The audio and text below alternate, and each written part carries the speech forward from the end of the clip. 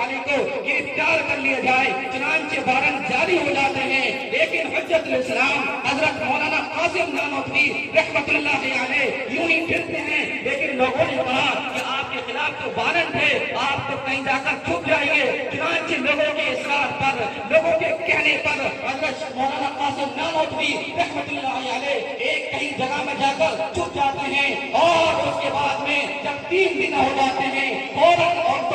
اعلان کر دیتے ہیں کہ آج مجھے 3 دن ہو چکے ہیں، مستورات کھڑی ہیں، اس طریقے سے جو بے پردہ عورتیں ہیں ان سے کہہ دو کہ وہ اندر چلی جائیں، اور میں باہر نکل کر آ رہا ہوں۔ کیوں نکل کر آ رہا ہوں؟ اس لیے کہ میرے آقا و مولا امام الانبیاء تاجدار مدینہ جناب محمد رسول اللہ صلی اللہ علیہ وسلم اگر 3 دن تک روپوش نہیں رہتے تو میں اس سے زیادہ بھی نہیں رہ سکتا۔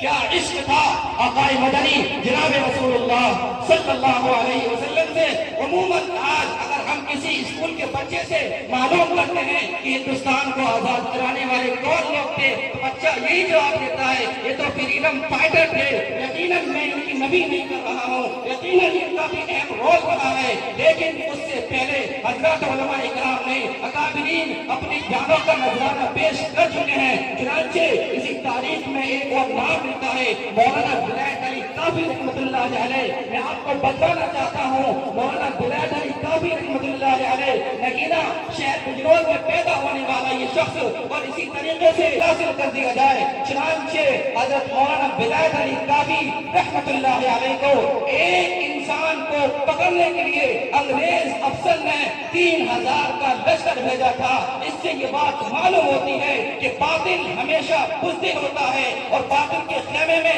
ہمیشہ مادہ ہوتے ہیں، نر نہیں ہوتے ہیں۔ چنانچہ مولانا ولایت علی کافی رحمت اللہ علیہ کو انگریز نے گرفتار کر لیا، اور گرفتار کرنے کے بعد میں آپ کو پابند سے حاصل کر دیا، یعنی آپ کو جیل کی سلاخوں کے پیچھے ڈال دیا۔ چنانچہ مولانا ولایت علی کافی رحمت اللہ علیہ پریشان نہیں ہوتے ہیں، حیران نہیں ہوتے ہیں، لیکن انگریز آپ کو طرح طرح کی مصائب دیتے ہیں، طرح طرح کی مصیبتیں دیتے ہیں، لیکن مولانا ولایت علی کافی رحمت اللہ علیہ گھبراتے نہیں ہیں۔ تقریباً 1 ہفتے تک مولانا ولایت علی کافی رحمت اللہ علیہ کو سزا دی گئی تھی، یہاں تک کہ گرم پریس کر ان کی جسم پر لگائی جاتی تھی، جس کی وجہ سے ان کی کھال الٹ جاتی تھی، لیکن اسی پر بھی بس نہیں ہوتا تھا۔ مولانا ولایت علی کافی رحمت اللہ علیہ کے زخموں پر نمک چھڑکا جاتا تھا، اور یہی کہا جاتا تھا اے ولایت علی کافی رحمت اللہ علیہ تو اپنے فتوے کو واپس لے لے، ہم ابھی چھوڑ دیں گے۔ لیکن وہ بھی مرد مجاہد تھا، اسی نے بھی داستانیں پڑھی تھی، چنانچہ اس نے بھی حضرت حسین رضی اللہ تعالیٰ عنہ کا واقعہ پڑھا تھا، اور بازار عشق مصطفی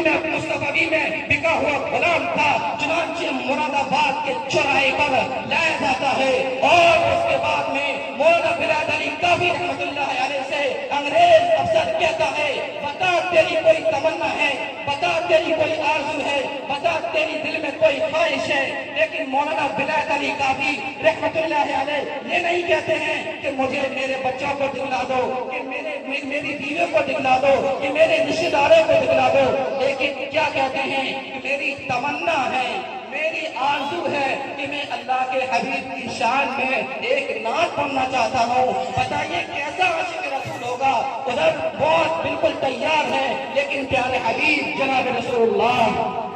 صلی اللہ علیہ وسلم کی شان اقدس میں نعت پڑھنا چاہتا ہے۔ ولایت علی کافی رحمت اللہ علیہ چند اشعار پڑھنے کے بعد میں پھانسی پر چڑھ جاتے ہیں، اور ان کے اشعار کچھ اس طرح ہیں نہ کوئی گل باقی رہے گا، نہ چمن رہ جائے گا، پر رسول اللہ کا دین اصل رہ جائے گا، خواب کی پوشاک پنازان اس طرح کے جان پر خاکی کفن رہ جائے گا، سب بنا ہو جائے گا کافی ہو، لیکن حشر تک نام حضرت کا زبانوں پر سخن رہ جائے گا، اور اس کے بعد میں اپنے مالک حقیقی سے جا ملتے ہیں۔ یہ ہیں ہمارے علماء اکرام جنہوں نے ہر موڑ پر ہندوستان کو آزاد کرایا ہے، اور انہوں نے اس کو سینچا ہے اور پروان چایا ہے۔ یقیناً علماء اکرام کی بڑی قربانی ہے۔ چنانچہ یہ کوئی لڑائی دو بھائی کی آپس کی بٹوانے کی لڑائی نہیں تھی کہ جس سے دو بھائی آپس میں لڑ رہے ہوتے اور تیسرا انسان وہاں پہ جاتا اور اس کے بعد میں ان کا سمجھوتا کرا دیتا